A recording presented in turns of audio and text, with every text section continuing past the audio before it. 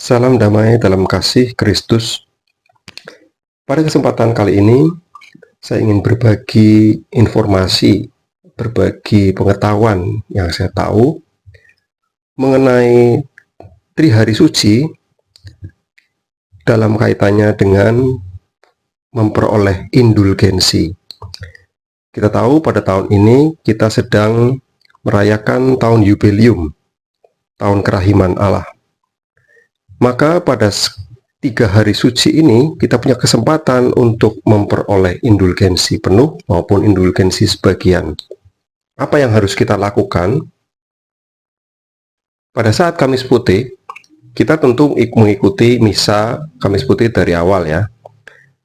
Lalu pada saat perarakan sakramen Maha Kudus, kita akan turut bernyanyi Mari Kita Memadahkan dari Puji Syukur nomor 501, atau versi latinnya adalah Puji Syukur nomor 502, yaitu Pange Lingua Gloriosi. Kita pasti tentu akan mengikuti perarakan atau pemindahan sakramen Maha Kudus itu ke tempat yang telah ditentukan. Nah, dalam sepanjang pemindahan sakramen itu kita akan turut bernyanyi. Memang dalam dokumen yang disebutkan bahwa kita perlu menyanyikannya pada bagian tantum ergo, berarti yang pada ayat ke-5 dan ayat ke-6. Tetapi sejak ayat pertama dinyanyikan, akan lebih baik bagi kita untuk ikut menyanyikannya atau mendaraskannya sampai dengan pemindahan sakramen Maha Kudus selesai ditahtakan di tempat yang telah disediakan. Jadi kita menyanyikan dari ayat 1 sampai ayat ke-6 ya, ikut menyanyikan, entah itu Mari Kita Memadahkan ya, ataupun yang Pange Lingua Gloriosi. Kita akan mendapatkan indulgensi penuh atau indulgensi sebagian dengan turut serta dalam nyanyian tantum ergo tersebut.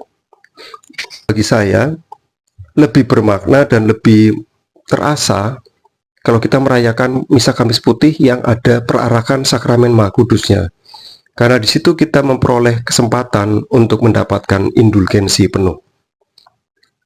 Kemudian dalam ibadat Jumat Agung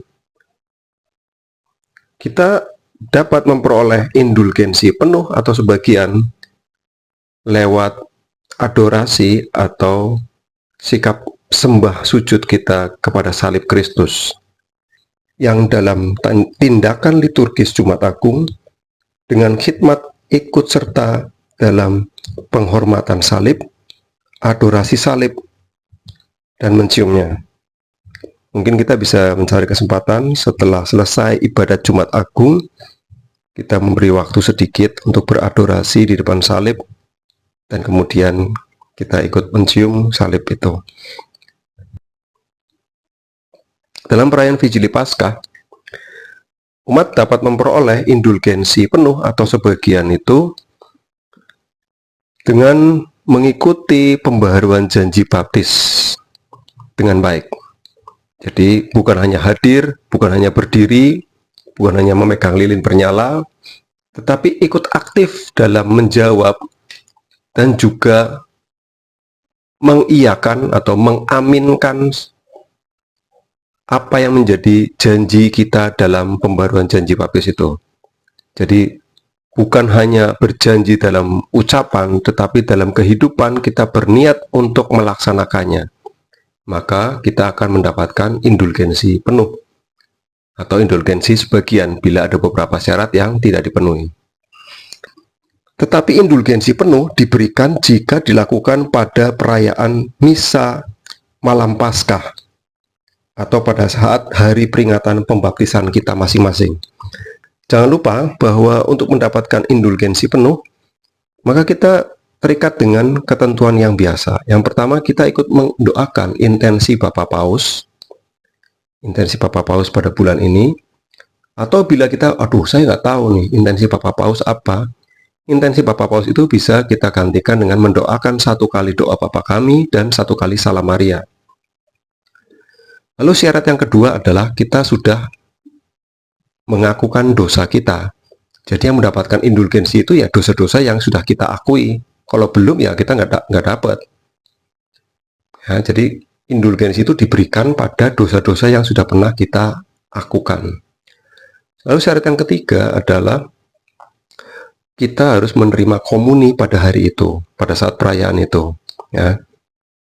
Lalu yang keempat, sebisa mungkin kita terbebas dari segala dosa berat, bahkan dosa ringan sekalipun.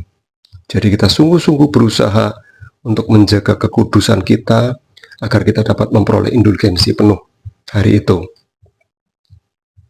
Tidak mudah, tetapi kita yakin dengan pertolongan rahmat Tuhan kita pun mampu menjalani hidup kita yang lebih baik, lebih kudus dari hari ke hari. Semoga Tuhan memberkati kita sekalian. Amin.